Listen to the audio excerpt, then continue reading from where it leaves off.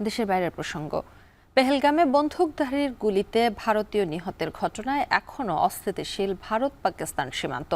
পাক অধ্যুষিত আজাদ কাশ্মীরে পর্যটক আর সাধারণ মানুষের মাঝে চাপা আতঙ্ক বিরাজ করছে। থমথমে পরিস্থিতি।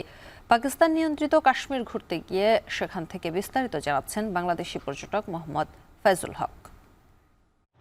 আমি এখন আছি পাকিস্তান অধ্যুষিত আজাদ কাশ্মীরে। এইটা পাকিস্তান আজাদ কাশ্মীরের মুজাফফরবাদ থেকে প্রায় 50 কিলোমিটার দূরে বাগ জেলায় আছি আমি। তো এই বাগ জেলার এখানে আমি গত 5 দিন যাবৎ আজাদ কাশ্মীরের এদিক সেদিক ঘুরে বেড়াচ্ছি।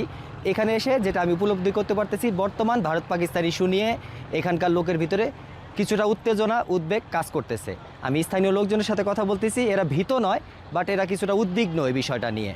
এবং আমি কালকে এবং গতকালকে বর্ডারের প্রায় কাছাকাছি চলে গেছিলাম, যেখান থেকে আমি ভারত পাকিস্তান সীমান্ত দেখতে পাইছি। ঠিক তার আগের দিন আমি আরেকবারও বর্ডারে গেছিলাম, যেটা নীলাম ভ্যালি নামে জায়গা পরিচিত।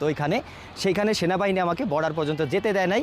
সেনাবাহিনী আমাকে আটকে দিয়ে তাদের সাথে আমার কথা হয়েছে। সেনাবাহিনীর সাথে যে কথা হয়েছে, তাদেরকে আমি প্রশ্ন করছিলাম বিষয়টা আপনারা কী চোখে দেখছেন।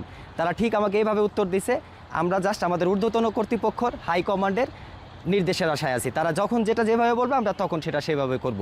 বাট তাদের চৌকিতে, তাদের ক্যাম্পে আমি যে তাদের প্রিপারেশন দেখেছি, তারা বেশ বড় সড়ো করে প্রিপারেশন নিয়ে, এবং সেনাবাহিনীর যে চলাচল মুভমেন্ট বেশ আমার কাছে অনেক মুখরিত মনে হয়েছে। অনেক সেনাবাহিনী রাস্তাঘাটে, এবং এরা আর একটা কাজ করতেছে, সেটা হলো বিদেশি ট্যুরিস্টদের এরা ভিতরে প্রবেশ করতে দিচ্ছে না, বর্ডারের কাছে দিতে চাচ্ছে না। স্থানীয় যারা ট্যুরিস্ট তাদেরকে পারমিশন দিচ্ছে, বাট আমাদের মতো বহিরাগত ট্যুরিস্টদের এরা ভিতরে যেতে দিচ্ছে না, এবং এদেরকে অতিরিক্ত নিরাপত্তা দিচ্ছে। এবং কি তারা আমাকে সতর্ক করে দিচ্ছে কোনোভাবেই যেন আমি বর্ডারের কাছে না যাই, এবং যে কোনো ধরনের হেল্প লাগলে একজন লেফটেন্যান্ট আমাকে তার নাম্বার পর্যন্ত দিয়ে দিচ্ছে, যে কোনো ধরনের সহায়তায় বা কোনো সমস্যা দেখলে যেন তাকে আমি ফোন দিই।